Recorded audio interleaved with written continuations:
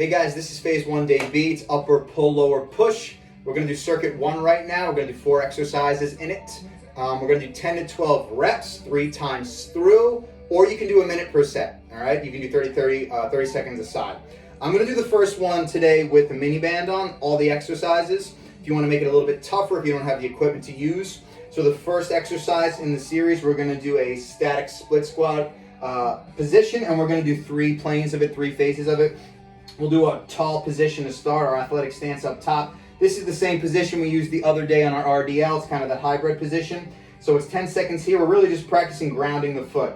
After the 10 seconds, I like to keep the arms in front. We're going to drop into a middle squat position, sinking the weight back and down. So we're going to do a knee dominant bend and a hip flexion as well, as opposed to just a hip hinge. So knee dominant bend, pushing into the toe of the back foot, stabilizing in my squat, starting to get my quads and glute burning. And the last 10 seconds, we're going to sink as deep as we can. We're aiming for hamstring parallel to the floor, good neutral spine posture here, pushing the band out against the knees, 10 seconds, and then up tall and switch the leg.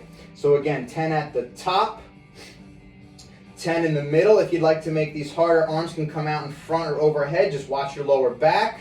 And then 10 at the bottom, or we could even go into our sprint progression when the opposite arm is up. So 10-second holds, up nice and tall. You could do that twice, again, back. So we'll do that opposite leg, 10 seconds, either elbows in front, over the head, or in our sprint position, 10, middle squat, 10, and then all the way down for that 10 seconds. When we're finished with that one, we'll move on to our bent over row position today. Keep the bands on if you like. I'm going to show you a couple different options. If you don't have dumbbells or kettlebells, you can use a band. So get into your front squat position, or split squat position we were just in. Band goes underneath the arch of the foot. The opposite arm is going to row. Reset. So normally I have 10 to 12, but if the band's very light, you can go 15 to 20 on the rowing patterns. You could even go to a pistol grip here if you want to make it a little tougher. 10 to 12 per side. Switch up the foot. The more band under the foot, the harder the row becomes. So if I shorten up that band, the tougher the row is. Just make sure we don't rotate those hips.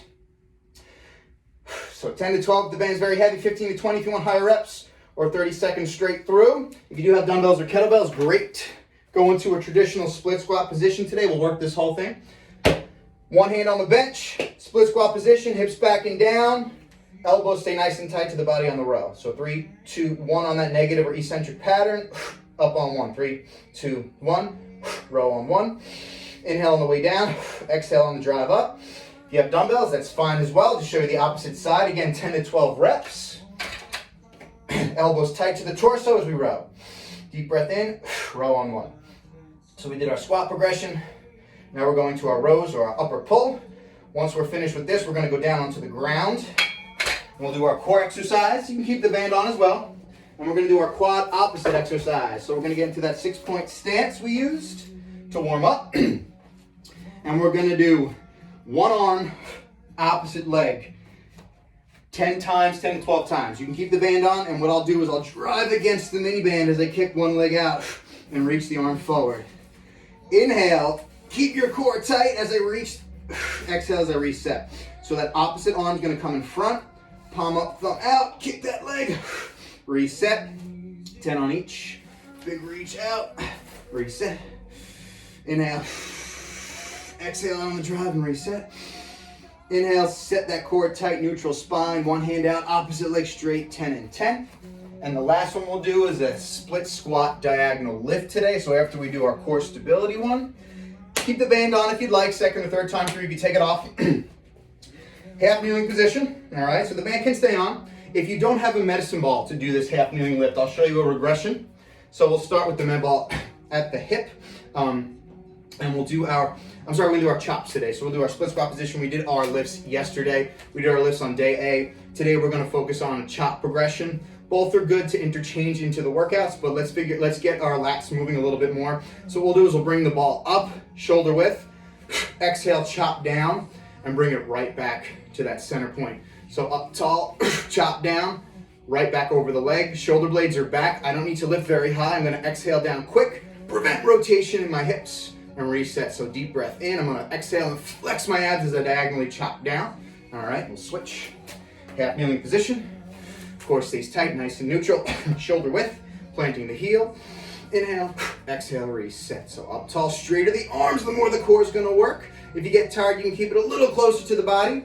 If you don't have a medicine ball, you can use a dumbbell, kettlebell, or a weight, a light one, or you can use a band exercise. So what we'll do, we hold one arm out in front as a fixed position, and we're gonna exhale and pull down. Now this is an inch band, so it's heavy. I'll just use one side. Hand out straight, deep breath in, exhale, and reset. Flex the abs, chop down with the back arm, and reset. So I'll show you a side view. Same arm over the top. Inhale, pull apart, reset. Deep breath in, exhale as we flex and pull apart, 10 to 12 per side. All right, guys, 3 times through on that, 4 exercises. If you're doing more body weight stuff, you can keep the band on. If you want to use a little bit heavier weights, you don't need the mini band.